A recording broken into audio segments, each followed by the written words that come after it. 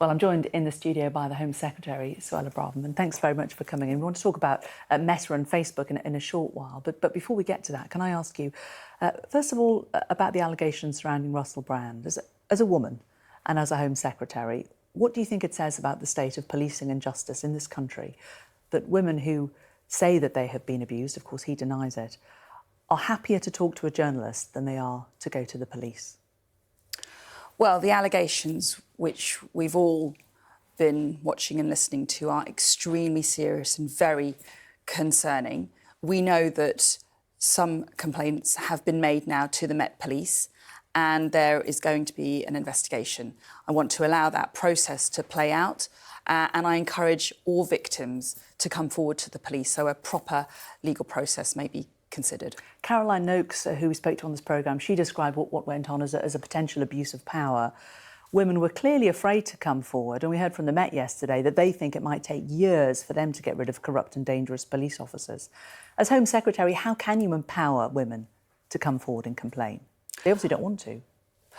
Well, I mean, I recognise there are challenges when it comes to the investigation and prosecution of rape and serious sexual offences. It's something that, as a government, we've been focused on for several years. That's why we set out an end-to-end rape review a few years ago, and we're delivering on our targets. And actually, we are on target to reach our goals. So, for example, in the last few months and years, we've increased the number of charges charges and referrals relating to rapes.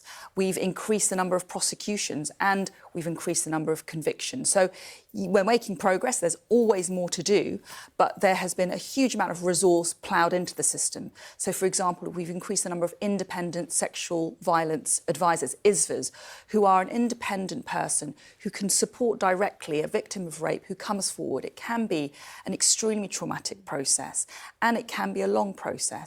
But those advisors can make a real difference between success and failure when it comes to a prosecution. And ultimately, not in every police we force, want justice for victims. That's the problem, isn't it? They need to be in every single police force and in every single police station. Well, that's why I announced the national rollout of a pioneering new model called Operation Soteria earlier this year. That is going to mean that every force in England and Wales will adopt a game-changing model of investigation and prosecution of rape. And we've seen very good results in some of the forces which have piloted this, such as Avon and Somerset. OK. Let's move on to something the Prime Minister has said today. It's been reported that the Prime Minister is to row back on a raft of green pledges that he's made about the date of banning petrol and diesel cars, about the rollout of new boilers, replacement for gas. So is the government now not committed to meeting its net zero targets by 2050? Because some will say that this is a massive U-turn. No, we absolutely remain committed to delivering net zero by 2050 in line with our international agreements. Now, as the Home Secretary, you wouldn't expect me to preempt what the Prime Minister is going to set out in more detail later this week. But it's right that we aspire to roll out these policies and remain steadfast in that commitment. We've achieved a huge amount in the last 10 years or so, reducing carbon emissions, increasing renewable generation output. But we also need to adopt an approach of pragmatism and proportionality. And fundamentally, we're not going to save the planet by bankrupting the British people. But what about the car industry in particular? If this date to ban selling new diesel and petrol cars moves from 2030, say moves back 5 years, 10 years, this makes a massive difference to the car industry. You know, we saw Kemi Badenoch up at Mini's electric plant in Cowley last week. Jaguar Land Rover, a huge investment into electric cars. I mean, have you talked to the electric car industry and said, look, the bottom might be about to fall out of your market because we're going to shift this date?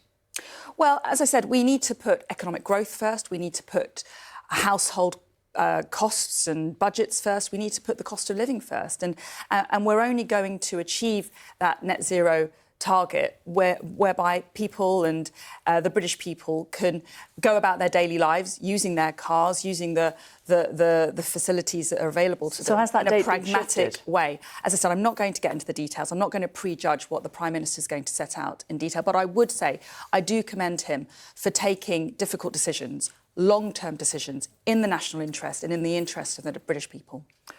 Former Tory MP Chris Skidmore says we will look back on this moment as Sunak's slow-motion car crash. those who are concerned about the environment within the Conservative Party see this as a massive rowing back on what the Prime Minister's promised.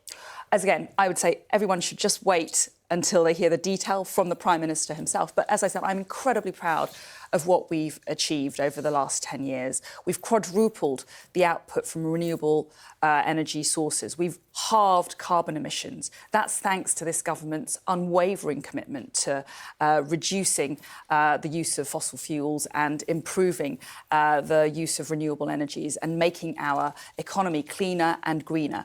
We have to support household budgets. We don't want to bankrupt the British workers, and we need to ensure there's an approach of pragmatism and proportionality. You're here today because you've got real concerns about Meta, the company that owns Facebook, and encryption and concerns around the safeguarding of children. You've written a letter to Meta. Lots of people have signed it. But realistically, you're actually powerless, aren't you, to force international companies like them to develop safeguards to protect children. If Meta refuses to your polite request through this letter, what are the consequences? There aren't any for them, are there? Can I just set out the crisis as I see it when it comes to the risk to children posed by online sexual predators? Last year alone, there were 32 million instances globally of online child sexual abuse. In the UK, in our country, we arrest approximately 100 perpetrators a month. We safeguard about 1,200 children a month who are victims of this heinous crime. And the forum of choice is Facebook Messenger and Instagram Direct of these paedophiles. And what they're doing is they're contacting unsolicited children online, they're grooming them, they're manipulating them, and in many instances, they're coercing them into performing degrading, sexual, indecent acts on film, on camera, filming them, uploading that footage or film and sharing it around. It's devastating. I've met victims and survivors of this evil and disgusting crime, and it has a huge impact on their families, on parents. It undermines confidence. Now, my priority is to protect children, not paedophiles. And what I'm very alarmed by is that Meta's proposal to roll out end-to-end encryption without safety measures will enable paedophiles to operate in a safe haven. They will prevent and severely disable law enforcement, like the National Crime Agency, from intervening, identifying these perpetrators, arresting and securing justice and safety for children. But we would all, I'm sure everybody would agree with the sentiment for what you're saying, but the point is, what difference is a letter going to make? I mean, fundamentally, do you as a government have to accept that these companies in Silicon Valley have more power and control over our children than you as a government do, and you're powerless to stop them? A letter isn't going to stop them. Why are they going to change? Well, I'm engaging with Meta. We have a dialogue with them, and I'm wanting to work with them constructively. We value their presence in the UK. I value innovation. I value privacy as well. But I can't compromise on child safety. I mean, we have just completed the stages of our landmark flagship legislation in the Online Safety Bill. That will make the UK one of the safest places in the world to be online, with a particular focus on child safety.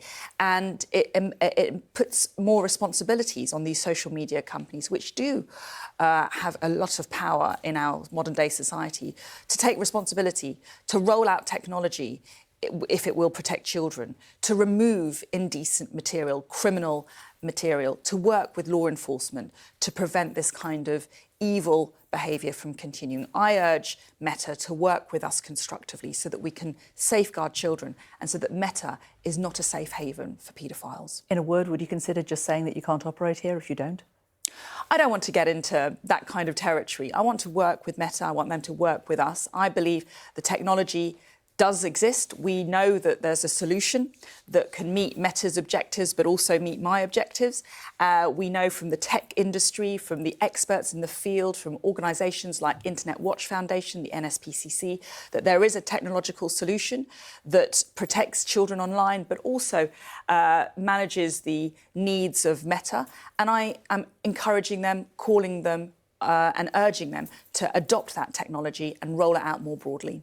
Suella Braverman, Home Secretary, thank you very much for coming in.